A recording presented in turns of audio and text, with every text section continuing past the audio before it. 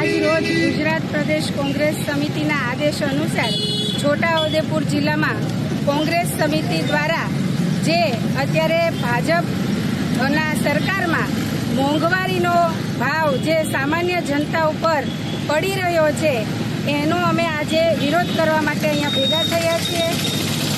તાજેતરમાં જ ગેસના બોટલનો ભાવ 60 રૂપિયા વધાર્યો છે। ટેક્સ સાથે જોઈએ તો 100 રૂપિયાનો ભાવ વધારો આજે જ્યારે સરકારે નાખ્યો છે ત્યારે હું જૂના દિવસો યાદ કરતા કહીશ કે જ્યારે કોંગ્રેસની સરકારમાં 300 રૂપિયાનો બોટલ મળતો હતો ત્યારે જ્યારે ભાવ વધારો થયો ત્યારે માનનીય સ્મૃતિ ઈરાનીજી ગેસનો બોટલ પોતાના ખભા પર લઈ અને રોડ પર ઉતરી આવ્યા હતા।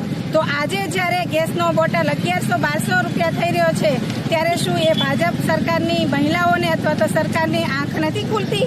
એમને ખબર નથી પડતી કે ભાવ વધારો શું છે? એ વખતનો ભાવ વધારો હતો તો અત્યારની જનતા ઉપર જે આ ભાવ વધારો નાખ્યો છે એ અંધભક્તોને નથી દેખાતો?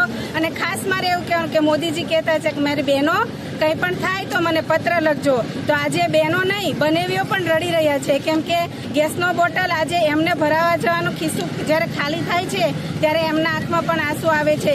તો આજના છોટાઉદેપુર જિલ્લાના જે વિરોધ પ્રદર્શન કાર્યકર્તા એ સંદેશો આપવા માંગુ છું કે ભાજપે હકીકતમાં તાનાશાહી ચાલુ કરી દીધી છે। ગુજરાતની અને પ્રદેશની કોઈ પણ જનતાનો એ વિચાર કરતા નથી, ફક્ત પોતાના ખિસ્સા ભરવાથી જ એમને એ છે। તો મોંઘવારી દૂર કરે અને પ્રજાની હિતમાં વિચાર કરે એ જ આજનો સંદેશ છે।